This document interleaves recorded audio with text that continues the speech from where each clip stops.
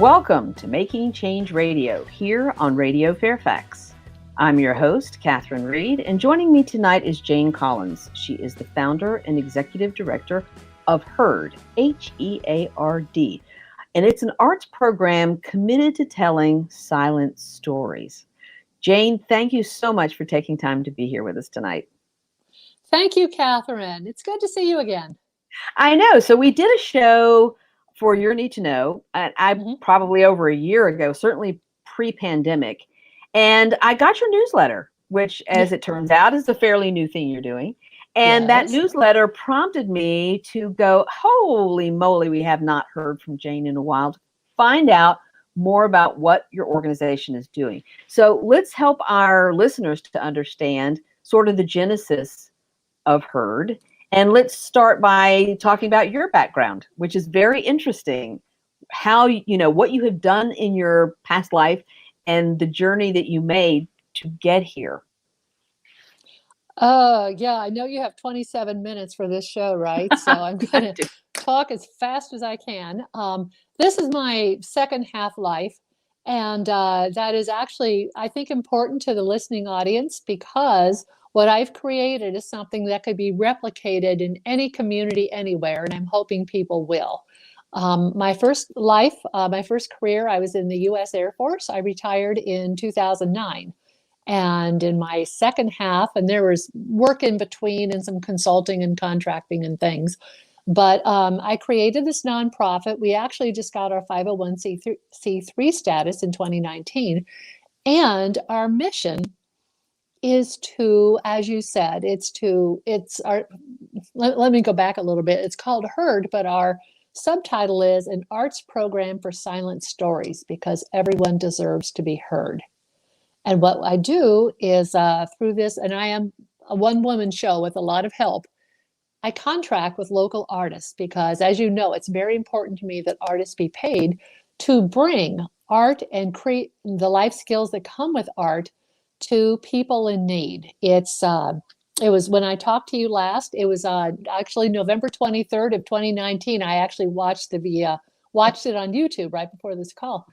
And but then since we've then expanded, have opened it up a little bit to families and youth as well, especially because of the stress and trauma and isolation caused by the pandemic. So we do bring, again, arts and the creativity and life skills that come with art to people in need in Alexandria, some sites in Arlington, and a site in Falls Church, Virginia. We work through nonprofit and government organizations who work with the people in need. So there is so much information in all of that. So let's start with the fact that you identified the fact that people in marginalized communities, and there's many different types of marginalized communities, have stories that need to be told, and arts is a path forward. And it helps the world to understand a different perspective and other lived experiences. Art does, but it also is a healing, cathartic way for people who have perhaps experienced trauma to share with the world something that they need to be heard and understood. So the whole point is that people, all of us, need to be heard and understood. But some of us, like me, have a lot more privilege. Here I am on this radio show interviewing you. So how's that for privilege? And so there are people who don't have that. So how do they get their stories told? And so I really want people to understand how critically important this is to the health of communities, all of our communities. And so how did you get your first collaboration as far as floating this idea in Alexandria for what you were offering? I mean, what did that look like? It was just one step and one person at a time. And there were a couple different life experiences that led to HEARD. First, my father was a very quiet philanthropist back in Ohio. He had a heart attack. He had a bypass when he was 50 years old, which to me seemed ancient, when I was, 20 or something. And so he believed that God had given him a second chance. He was a very devout Catholic, so he wanted to give other people a second chance. So at the time, he wrote to the Archdiocese in Cincinnati, Ohio, asked for the poorest village in the Western Hemisphere, and said he would give them 1% of the gross gross income from his business, which is a lumber yard, every month. And he did that for years. He heard back from a nun who said she needed to feed the starving children. So within a couple of years of my dad sending her 1% of his gross income every month, they got running water, they got electricity. He was part of building a school, and the population doubled because suddenly the poorest village in the area suddenly had running water, electricity, food, things like that. And my dad was so proud of that. But what I noticed about that was he did not have any major disruption to his lifestyle. He was continued to be a great dad, a great husband, run his business. And he always said it was the only bill he never minded paying was his check to Sister Aloe in Cap Haitian in Haiti. So that's story one. Story two is my mother is an artist. She is still doing some occasional painting. And she is very, very talented. She actually went to Ohio State back in the 50s on a full scholarship and majored in fine arts. She's had her work displayed all over the world. And she always priced her art very affordably because she wanted people to enjoy free art, or not free art, but adequately priced art and something they could have in their own homes without having them feel like it was something only rich people got to do. And still, I would listen to people over and over, county art shows, that kind of thing, try to talk her down out of her price. And it was, you looked at her how good her art was. You looked at the price and it was like, oh my gosh, it was so cheap. And here's people trying to cut it in half. Or they would wait till the end of the event as mom's dragging it back out to the car, and they're trying to get it at a bargain price. And my mom would be so dejected and angry and humiliated and sad and felt so undervalued. And that's something else I carried with me. And so after I'd retired and I'd done a couple of different things, I knew I had to do something on my own. I knew I had to create something. I'm not an artist, but I think my creativity is problem solving. So I started looking for the unmet need in Alexandria. And I would see people that appeared to be homeless or house insecure along the streets of Old Town, of King Street, and I lived not too far from there. And I would always think, what are their stories? And not necessarily what is the story that has you where you are, but what stories are in your head? Are you a poet? Do you have imagination? Do you have a song? But they had no outlet to express that. Well, as you said, you and I can, have a podcast, have a blog, have a website, whatever we want. So I reached out to a nonprofit friend and said, I'm looking for some writers. I want to start just a little group of teaching writing to people who don't have an opportunity to tell their stories. And maybe I'll make a blog and put them on the blog, and that way they can say they're published, and it'll make them, bring them that sense of self-esteem. And that's what we did. And so you got a very positive response from your first offer to somebody that you knew. For those of you who are just joining us, this is Making Change Radio, and the voice you hear is Jane Collins. She is the founder and executive director of a nonprofit called Heard, an arts program for silent stories. So you reached out to this one trusted connection that you had, explained what you wanted to do, and then what happened? Well, actually it was Nina Tassara. Do you know her? I don't. Oh, I thought you would. She's very well connected. She's the one that founded Living Legends of Alexandria. Okay. But she knew some writers. So I was introduced to a couple of writers. We met for lunch one day. And I just said, here's my idea. Let's get a writing group together. Let me be connected, get a hold of a couple of nonprofits who have maybe people who have stories that want to be told, adults especially. And let's see if there's any interest in a writing group. And I had known several nonprofits because I've had done some contracted writing and marketing and kinds of things in the Alexandria area. And they were like, okay. So we started. We started in the basement of Christ Church in January of 2017. And we found out pretty early on that we would have to bring our program to the site rather than expecting, because again, these are low income people, maybe they're single parents, they don't have transportation, they don't have someone to watch their kids. So we thought, to be successful and to support these people, we need to go to where they are. So I reached out again to the nonprofit directors and said, what if we brought a writing group at your convenience, once a week, once a month, don't care, and brought a writing program? Well, they liked that idea. And then I thought, what else? What about improvisation? Because that's such a wonderful art. There's conflict resolution, there's communication skills, there's so many life skills that come with improv. What about visual arts? Hey, what about dance? So it just grew and grew. When I talked to you in November, I had 10 program partners and 10 artists. Now, I don't know, 15 months later, 18 months later, I have 15 program partners and 14 artists. Wow. And I think from a span of control standpoint, that's about all I can handle right now. But we are just, I feel like we're everywhere. I feel like we're doing great things. We also now offer public speaking.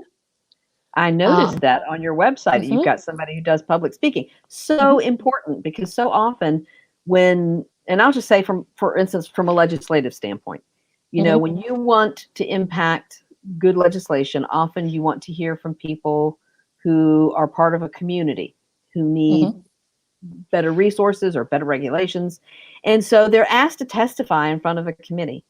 And people are so, I mean, all people generally tend to be terrified of public speaking, but there are some people who have less experience with public speaking and who really feel like they can't tell their story effectively in a way that, you know, the people who are asking them to. And so when I saw public speaking, I realized, because I also work with the Friends of Guest House, and the women of the Friends of Guest House have frequently been asked to testify in front of legislative committees in Richmond. And having some basic skills, feeling confident about your ability to effectively tell a compelling, impactful story is invaluable. And so I embrace so much what you are bringing to so many people. Thank you. And you know what's really important in interviews? To be able to tell your story. And the public speaking is sort of a public speaking / voiceover / job preparation program. It usually runs 4 weeks, you know, every Friday from 2 to 3 or something like that. And the teacher is actually, he's so fabulous. His name is Mike Baker. He's an award-winning actor. He's a producer. He actually has shows at, or he has had shows, I think, over at Fairfax Public Access. Yeah. And he's just so good. He does a lot of college teaching, and he always sends me movies, downloads, you know, and records them and sends me the movies. And so I get to watch the women practicing speaking, and it's just fun. You know, I mean, he'll have them try to sell a peanut butter like they're on a commercial, you know, or it's just fun. You know, they giggle, they laugh, they have a good time, but they're just learning so much. You know, and that's what I love about it. And having fun exercises is half of it, right? Because you have to enjoy it. It can't be so stressful that you don't want to actually go to these classes. And again, the greatest respect for the team that you have assembled. Their bios are on your website. So for people who want to see exactly who the team is, HEARD, HEARD, Nova.org is the website for HEARD. And if you go, you'll see the team, an amazing group of people who are clearly, you know, they're giving their time and talent. But to your point, people need to respect the value of artists. So there's there's many facets of what you're doing. And which I think goes back to your founding story, right? Your founding story. Yes, and thank you for bringing that up, because what I didn't mention is what is core to our program, and it's not as publicized, maybe it should be, is that I pay the artist. And that is by far the bulk of our expenses are the art payments, because I did not want them to be expected to donate their time and talent only because in their profession, they're like my mom, they're always expected to just whip something up for free. And when you talked about a graphic in our TV show back in November of 19, do you know how hard it is to create the right graphic? Yes, do you know how hard it is to write the right poem? But at the same time, my argument is, you know, if you're talking to a lawyer or an accountant, that person wouldn't state their fee and you'd say, I'll give you half of that. You just don't do that. So, and I know people volunteer. I think volunteering is integral to our success as a loving, caring society. But I do pay the artists because I just want them to know that they're valued. Their work and their talent is worthy of being heard. And again, as you had said, it's an honorarium. It's nothing you can live off of, but it's enough to say, I value what you have to offer. Thank you for sharing it, without people expecting. And I think that's the difference. People more expect artists to give their work away or discount it when you would not expect it of another professional who volunteers. So that's my way of bridging that gap, and honoring my mother too. And I think that is an important facet that we all need to support as well.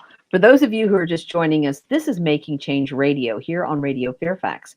And the voice you hear is Jane Collins. She is the founder and the executive director of HEARD. It's a nonprofit that is dedicated to helping people to tell their stories.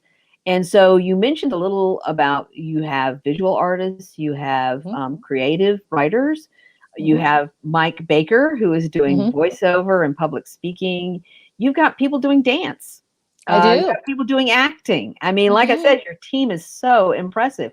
So you have, give us a little background about who you're collaborating with. So you've got the artists. Now, how do you find the people for the classes? Well, a lot of them, the program partners I had known through my prior work, some consulting and working with nonprofits. And again, because I want to keep it local, it's mostly Alexandria. 12 of our 15 partners are in Alexandria.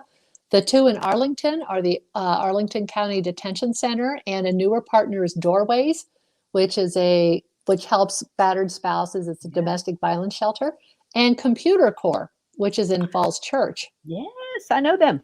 They're awesome. And their executive director is a good friend of mine, Donna Walker James. And we've been doing an ongoing memoir class for their mostly immigrant clientele. And that has been hugely successful. It's one of our strongest partnerships. In Alexandria, we just started working with a Life House for women transitioning from homelessness into it's a 2-year transitional housing program. With the city, we work with the Sexual Assault Survivors Group, the shelter, the LGBTQA community. We work with the Alexandria Detention Center. Again, Friends of Guest House. Together We Bake, which is an organization that gives women a second chance. Casa Chiralagua, which is largely an immigrant community in Arlandria. Community Lodgings, same community that they work with. We just brought on Space of Her Own, although we have not set a program with them yet. And I know there's more out there. I can't think of who they are, but if you add them all up, that's most of them anyway. Well, and this is so wonderful. So often we think about meeting the immediate needs of people in crisis. They do need housing. They do need food. They do need a job. They need transportation. But what you're providing is something that feeds their soul. It's something that feeds their humanity. And so I'm hoping that people who are listening to our show understand how important that is, not just to feed somebody's bodily immediate needs, but in addition to that, you have to give people, a path forward to express themselves, to tell their stories, to examine their life. It was very interesting about your talking about homeless people. Nobody when they're 10 years old thinks that they'll grow up to be housing insecure, right? Like everybody starts out with a different expectation in life. And it's not so much where you are right now. It's kind of like, who are you? And what is your story? And because all of us can grow rich in understanding our communities if we understand different lived experiences.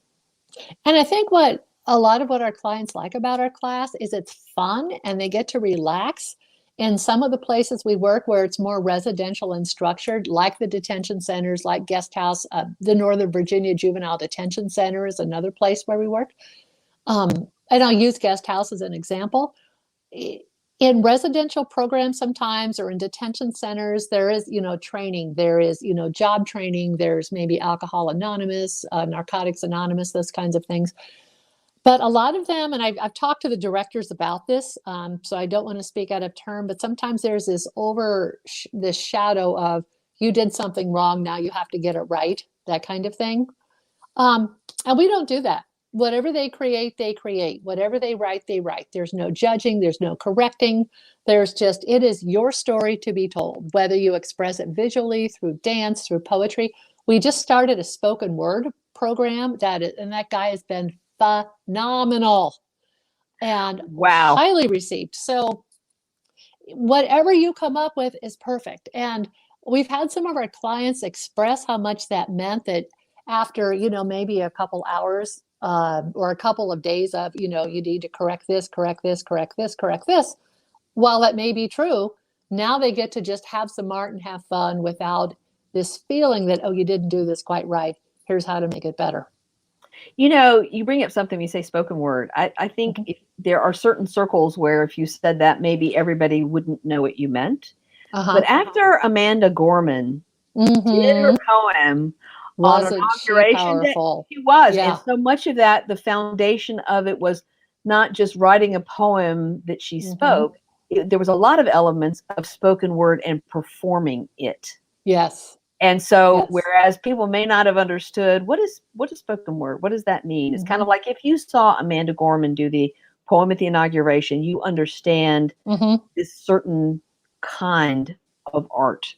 There's more power behind it. It is, and she performed it, and people noticed that. Yeah. She used her body. She used gestures. It was just remarkable, and I'm so glad that it's been elevated. Like so many people now know this particular form of expression because they've seen it.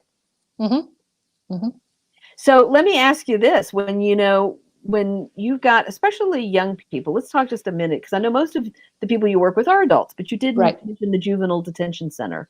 Yeah. And I think you think about kids in kindergarten, and they draw and they color and they act out and they play imaginary games, and then as we get older, we're kind of told that there's a right way of doing art, and you're judged on how well you perform or speak. And so all of us kind of tend to do it less because we're judged more.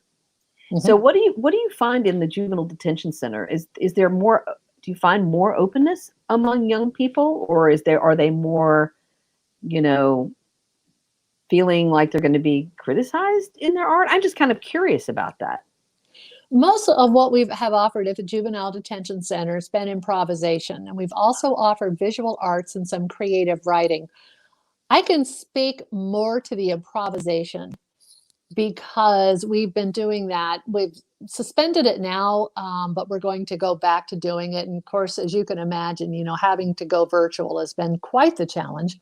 But I've just been speaking with them about starting up again in a couple of months. But anyway, the improvisation was selected for them because you get to have fun, you get to express yourself, but you learn so many life skills.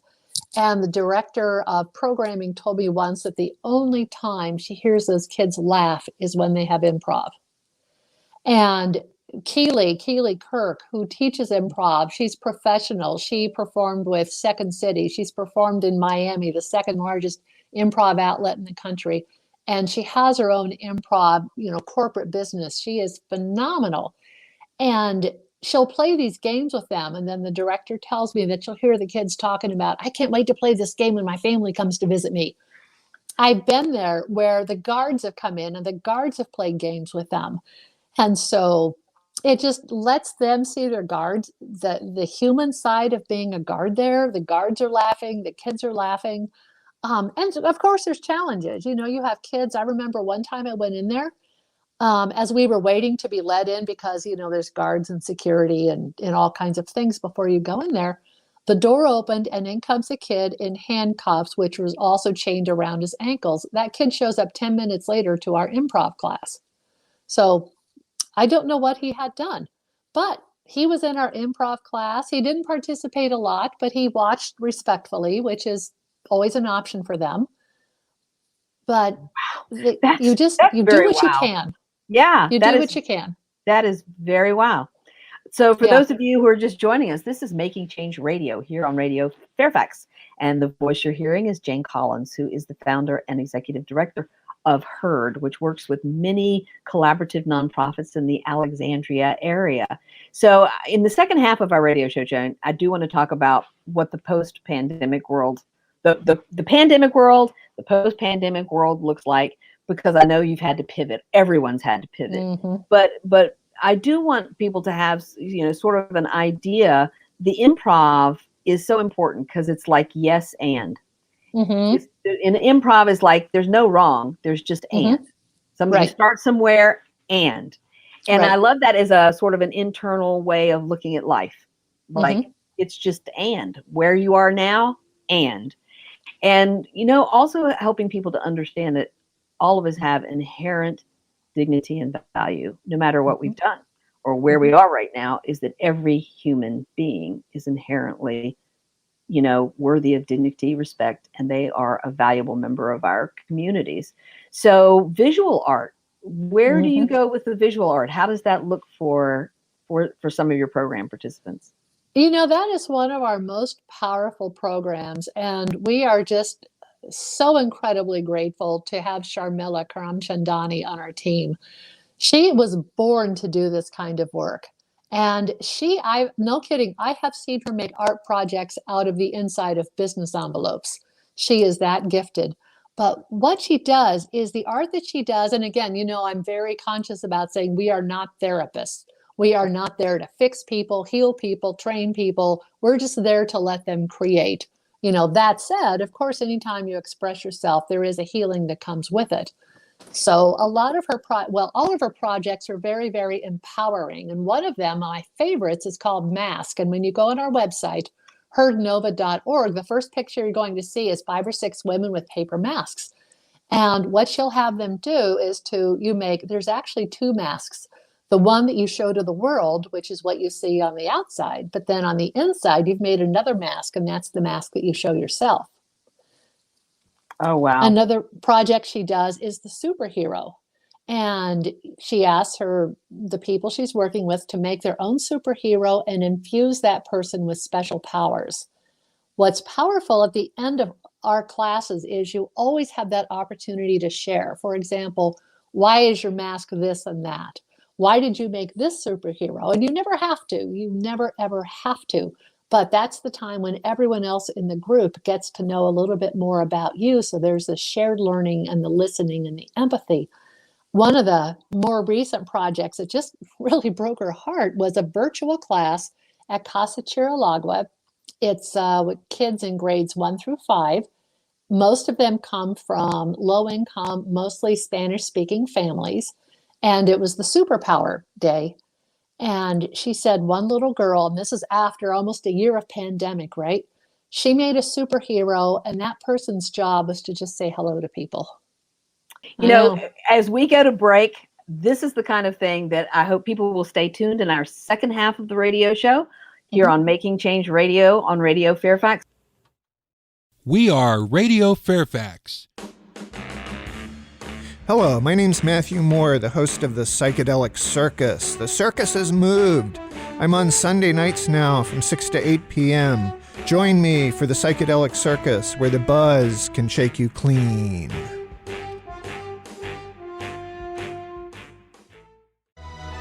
Okay, man, this is your time. Maybe you didn't choose this, but you're here now. You're gonna go out there and be an all-star caregiver. Cook, clean, be there emotionally and physically. You gotta dig deeper.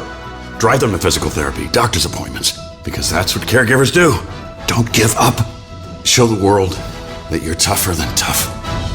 Caregiving is tougher than tough. Find the care guides you need at aarp.org/caregiving. Brought to you by AARP and the Ad Council. Hi, we're the Goo Goo Dolls. We're fortunate that our daughters have what they need to grow and learn. But that isn't the case for nearly 13 million kids in the U.S. that struggle with hunger. Childhood hunger is a heartbreaking reality that Feeding America is working to change. Each year, the Feeding America network of food banks rescues billions of pounds of good food that would have gone to waste and provides it to families and children in need. You can help kids in need in your community by visiting feedingamerica.org.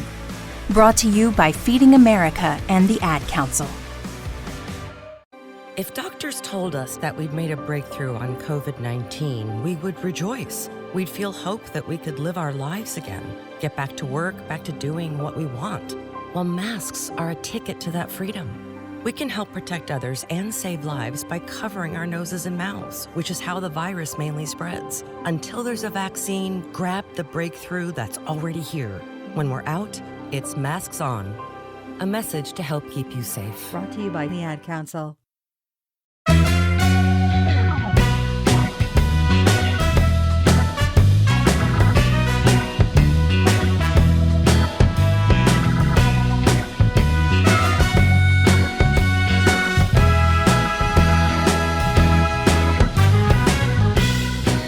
Welcome back to Making Change Radio here on Radio Fairfax. I'm your host, Catherine Reed, and joining us tonight is Jane Collins. She is the founder and executive director of HEARD, an arts program for silent stories.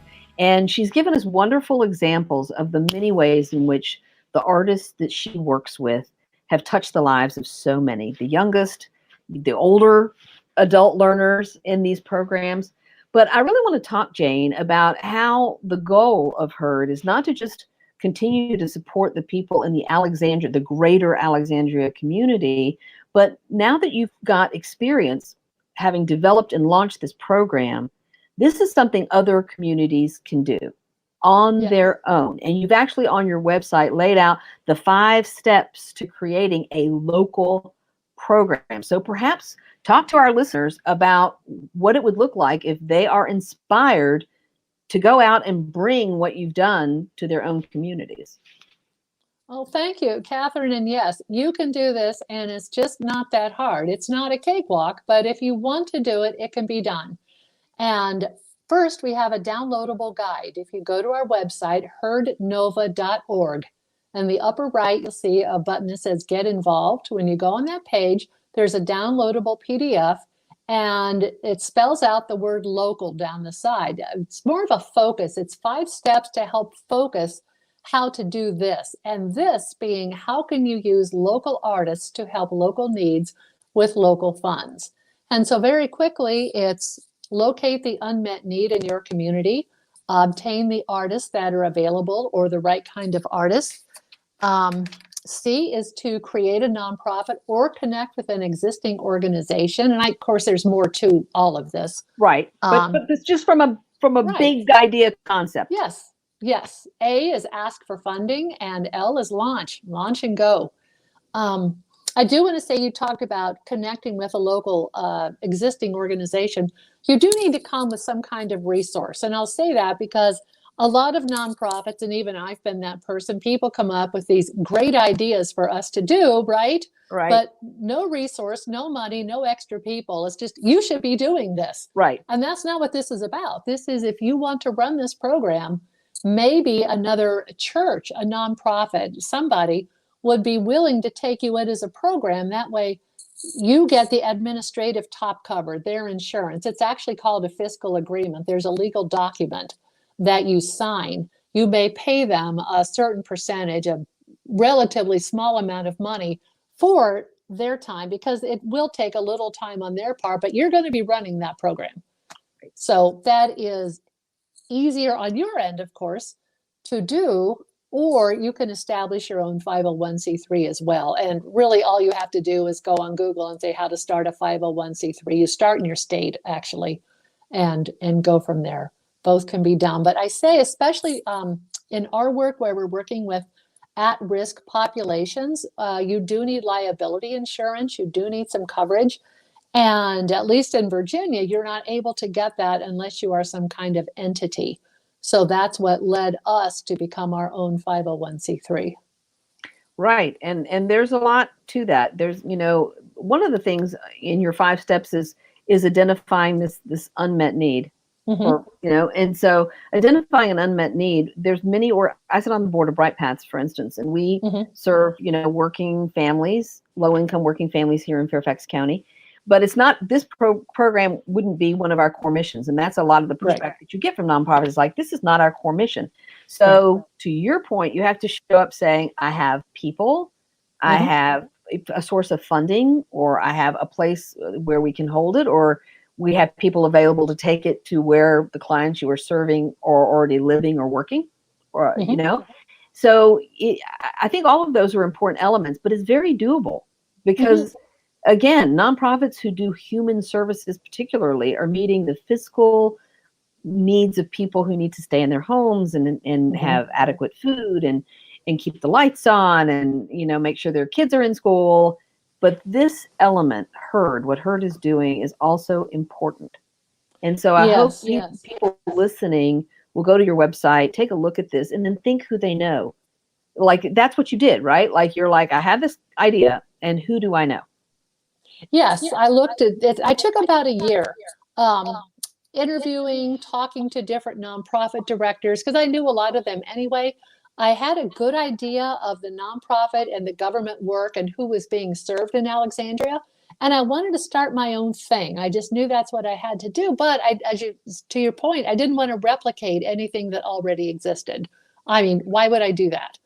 So I did find that adults in need did not have a chance to express themselves creatively. And again, to your point, nobody is as busy right now as a nonprofit director, especially in the pandemic. So I really would caution people not to approach anyone to maybe take them on unless you are fully funded and independently ready to launch, because they don't have time to devote another minute to anything else. And I can speak to that as an executive director myself.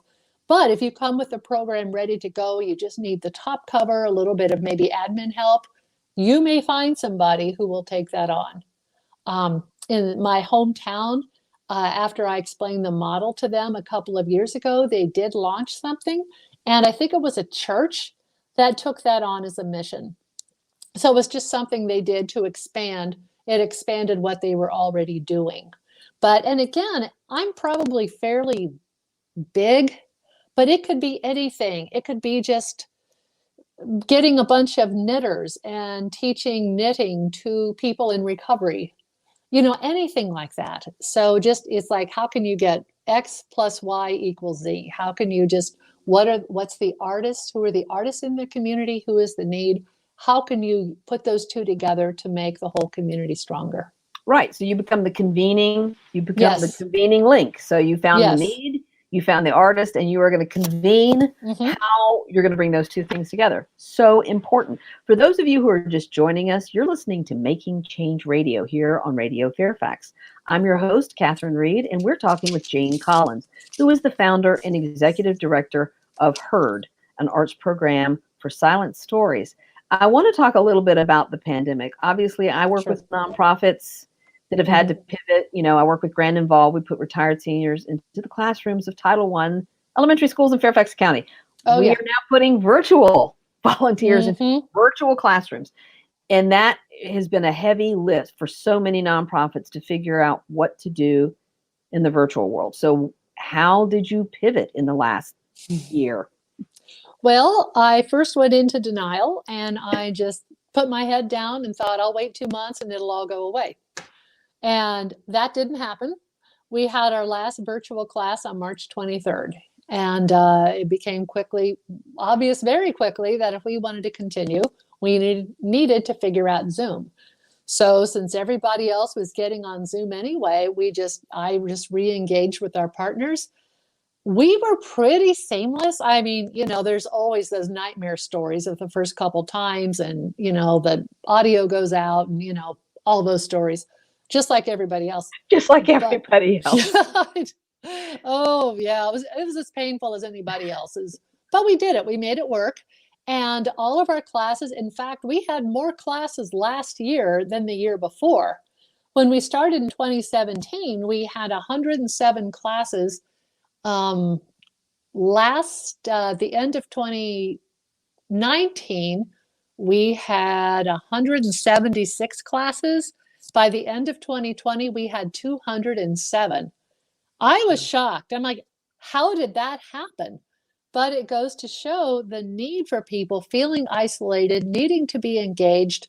At that time, we did decide that we would also open up to families and kids as well as adults, because we knew everyone was feeling the stress and needed a creative expression because of the isolation.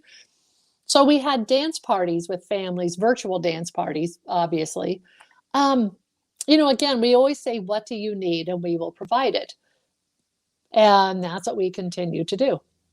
Well, it's interesting because what a number of nonprofits that I work with found that when you remove the transportation barrier, suddenly you do have more people. So the financial literacy mentoring that Bright Paths has always done, we have more volunteers than we've ever had because nobody has to drive anywhere. Everybody's, I believe it. Right? And so what I have found is that every organization that I currently work with has decided that the virtual part is never going to completely go away, that we Yeah. have tapped into a different way of reaching different people, Yeah. and that it's never going to go away. Even when we go back to providing in-person mentoring or in-person tutoring with kids in classrooms, that there is something, now that we've all learned the Zoom skills, there is something to being able to reach people where they are. Right. And so, Right. so do you see staying sort of having a component going forward with virtual? It will depend on what our partners want. But you're right. There has been, and some of our team has said, it's been a lot more convenient to do this virtually. But what they miss is the human connection, to be right sitting around a table with people as they share their stories of writing a poem or describing what their bedroom looked like when they were 12 years old, or creating their superpower, or writing a rap song, or singing, or whatever it is. And our artists miss that. I used to attend, and sometimes I attend virtually, but it's like, well, who's that old lady in the room? So I don't do it too often. But we are starting to go back on site. We're actually going to go back on site to the first place next week, because our team are slowly getting vaccinated. And once I've always left it to them, when you feel safe, your second vaccine plus 2 weeks, if you feel safe, let's do it. But yeah, and our community foundation, Act for Alexandria, was extremely generous with us. We were able to get whatever tech equipment our team needed. Our improv teacher needed, earbuds, and we needed a couple extra cameras, and whatever it was, we were able to provide that to them.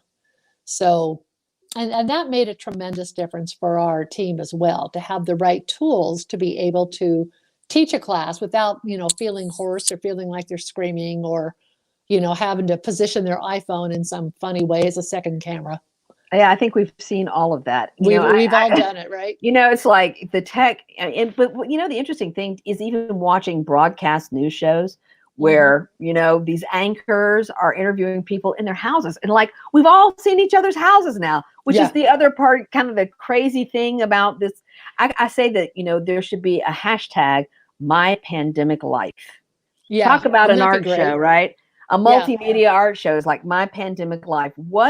How we have been changed by this.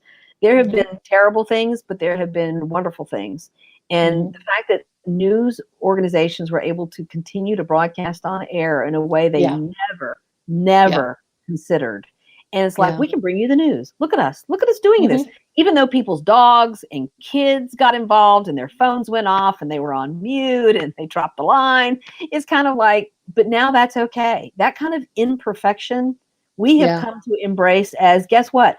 You can be imperfect and still bring something of enormous value that people appreciate. How about that? Yeah. And I think that. Well, I think that's kind of part of your program too. It's the genesis is that you, in your glorious imperfection, have something really important to offer. And aren't we all just gloriously imperfect? We all. So, and it just, I go back to listening to some of our clients tell their stories.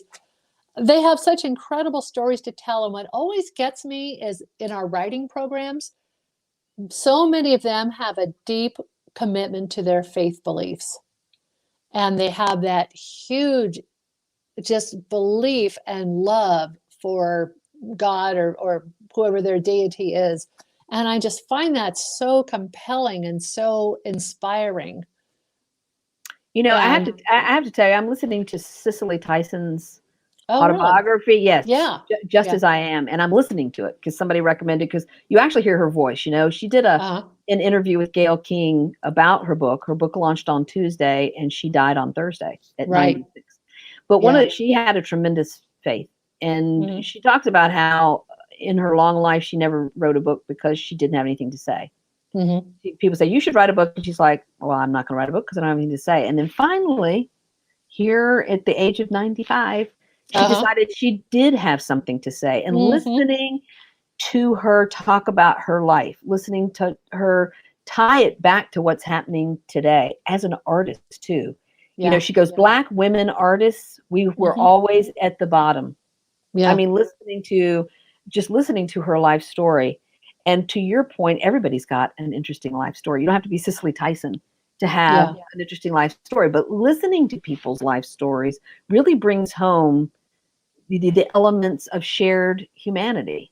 We might have a different story, but there are elements to our lives that are that resonate, which is why people shouldn't hesitate to say, well, my story isn't interesting. Well, if you're a human being and you're alive and you've lived a life, it isn't. Yeah. What is it? Nobody makes it to 40 without a story, right? And so even if you're not 40, you will have your stories by the time you get there.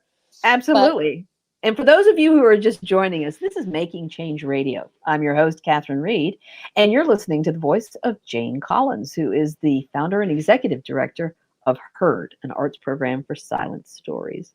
So, going forward, how are you seeing your ability? Again, you have an organization that is serving a lot of collaborating organizations and the people in them, but you don't necessarily have any interest in expanding your footprint. You're doing you, and you are generously offering to help people do a program for their own communities. I mean, that's basically my understanding of where you are. Yes. And again, you can go to the Get Involved link on our website, heardnova.org. There's a downloadable guide of 5 steps to local. And again, it's to help you focus. It's certainly not a catch-all because there is a fair amount of work involved.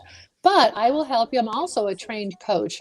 So I am happy to help coach you through those steps or what is needed to be done to figure out what the need is in your community, how to find those artists, ideas for funding, ideas to operate, whether you start a nonprofit, whether you connect with somebody else, and then just launch and have fun with it. My opinion is this would be an ideal project for somebody who has retired. I say the AARP crowd, 50 and over, anybody who's retired and wants a fulfilling full life. And wants to give back, but also, and this really works especially for me as well, I want to travel when I can with my husband. I want to have fun. I want to go out to lunch and spend time with my kids and grandkids, take care of my aging mother, go on new adventures, try new things, but also have this sense of fulfillment. There is a part of my life that's creating purpose and doing good without having it consume my life, which a nonprofit can do. So that's why I kept it small, replicable, and agile. And I've traveled all over the world. I was gone for 6 weeks in Southeast Asia and Iceland a couple years ago, and I ran HEARD from my phone. And I've done that on other extended vacations, so it can be done. Of course, there's pitfalls and things go wrong, and I don't want to, make it sound more ideal than it is, But generally speaking, it's been very, very easy to execute. And really, once you get the artists, once you get the programs, once you get the schedule, in an ideal world, nothing ever goes wrong. And a lot of the time, that's a true statement. And then when it isn't, well, you deal with it. So true. And technology has made it possible for all of us. I mean, we wouldn't be able to live through this pandemic if we hadn't mastered not just Zoom, but all the apps on our phones. Right. And think about FaceTime. We FaceTime our grandson in Warsaw, Poland. Yeah. Of course, his mother kind of does it because he's only 18 months old. But still, this is what keeps you connected. And so I take your point that, people who are considering, do I want to take this on because do I have the time or do I want the commitment and responsibility? A lot of times it's having the idea and then finding your people, finding your community to kind of share that responsibility with. One of the interesting things too about Cicely Tyson's book, she was talking about how she was trying to figure out what to do during the civil rights movement of the 1960s.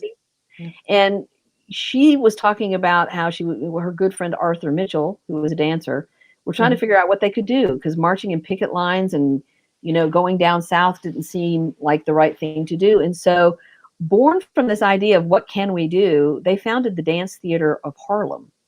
Really? Yes. She was one of the founders of that? She was one of the founders. She was one of the founders with her good friend Arthur Mitchell. Yeah. And then they found other investors, including Alva Gimbel, wrote them like I forget what year it was, 19 1972 or something, some enormous check to convert a parking garage into a Wow. better facility. So, Yeah. so what I take away from that is sometimes it's not always having the resources. Sometimes it's having the right idea, the right Mhm. message, finding people who are like, yes, I'm with you. We Mhm. need to do that. And then the resources come to you as you have this fully formed idea and Yeah. you're doing it. Like, and I'm doing it. And it may be you've got an artist and one organization you're collaborating with. Maybe you have one class once a week. Mhm. But doing the thing and showing that the thing it has value brings people who are like, well, okay, I can support that. And this is Mhm. what they found. I can't even imagine, because it was the first dance program for blacks, for African Americans. And you think, how could that not even have existed until the 1960s? But that's where we Mhm. are. And so Yeah. I just want to drive home to our listeners that the arts matter in such significant ways. They do. And as you said, they don't have to be huge. You don't need 15 programs and a contracted team of 14. You don't need all that. You can have, like you said, 1 and 1, 2 and 2, 3 and 3. It doesn't matter. You are bringing good to people who need it. You are hopefully compensating your artists and giving them that feeling of value and honoring the arts.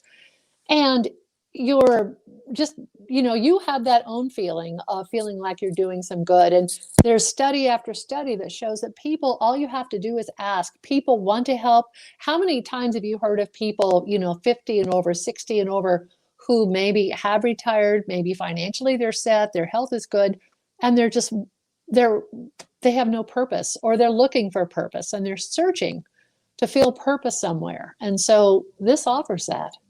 Well, you really hit on something important, which is a lot of times when people especially are newly retired, and they're like, I need purpose, but what do I have to offer? So, Yeah. it's surprising how all of us have this gnawing self-doubt that we really, truly don't have something to offer that's of value. And I don't know where that comes from, but, I run into a lot of people who seem to think, but what can I do? Like, I don't know how to do something. It's kind of like all of us have so much value. If we Yeah. could only just embrace, all of us have so much value. Go find the thing that the world needs from you. Yeah. But so I want to point out another book. I read a lot. There's a book called The Three Mothers, and it was just published. And The Three Mothers is about the mothers of James Baldwin, Malcolm X, and Martin Luther King Oh, Jr. wouldn't that be interesting? Oh, it's fascinating. But here is how it ties back to what you're doing. There is so little known about these women. They did not write about their lives. No one interviewed them while the three of them were alive. It's too bad. There's no record. Letters, very few letters left. So this academic who wrote this really lovely, wonderful, interesting, fascinating book was saying the gift that you can give your family is to tell them your story, because there's no way now to go back and retrieve all that was lost by these mothers not ever having recorded or anyone ever having asked them. Yeah. It is, it's lost to history. And that made a huge impact on me. And now I'm thinking, I have so many stories in me in my life that my kids are probably like, really? I had no idea. You never told us that. And so I hope that's a good place for people to start from too, is like, what does your own family not know about you? There's a nonprofit that can help with that. It's called StoryCorps. Have you heard of them? I love StoryCorps. Yeah. I do. And they rove around. They do listening sessions. They do fascinating work, and they go all over the country, and they do it in collaboration with different organizations or radio stations. Yes, I love StoryCorps stories. Yeah, absolutely. For those of you who are just joining us, and I hope you're not just joining us because it's almost the end of the hour, this is Making Change Radio on Radio Fairfax. I'm your host, Catherine Reed, and we're talking with Jane Collins, who's the founder and executive director of HEARD. And you can find HEARD at HEARD Nova.org, but you can also follow them on Twitter at HEARD Nova. You can follow them on Facebook at HEARD Nova, and on Instagram. And because they are an arts program, you're going to find art in all these places. You're going to find all kinds of art in all these places. And I really recommend that you go and start following HEARD, following their work, looking at the people that they work with, because it's just an enriching, fascinating, interesting endeavor. So in the last couple of minutes that we have, Jane, what is it that you want people to remember about HERD? What I want people to know is you can be involved in your community in being a change agent for good. Whether you are an artist or whether you know of an artist, or even if you don't know an artist or art, you can just be a change agent for good. And everyone has a story that needs to be told. And I remembered a story I want to share. And it came from our Arlington County Detention Center writing contest this year. The first place winner, it is in Arlington Magazine, because the publisher of Arlington Magazine is the editor is one of our judges. And so part of the agreement is they always publish the story in the January, February issue, or you can find it online now. Anyway, the first place story, was written by an inmate, and this is a true story. Let me go back and say, because we couldn't have an in-person award ceremony this year, we had our judges read the winning stories, fiction, nonfiction, poetry.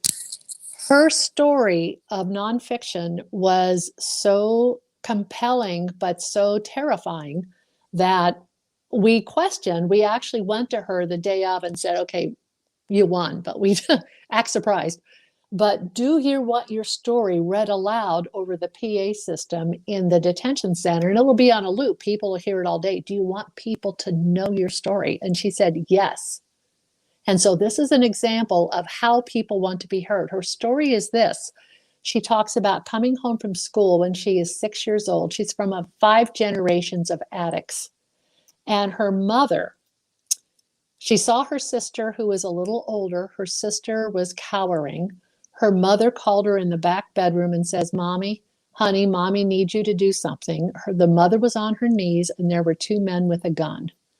And she asked her daughter to have sex with those men so she could have drugs. That is so powerful. And that is so powerful. Yeah. And she wanted that story told. And she ends by saying she is going to be the last generation of addicts. And the other thing I take from that is, no wonder you're an addict. How do you numb that pain and that betrayal? And it's almost, I can't even talk to it because it's so far removed from my life. But those people exist, and they're hurting, and they deserve to have those stories told. Well, and that's a great way to end this show, Jane. Thank you so much for sharing all of this with our listeners here on Making Change Radio.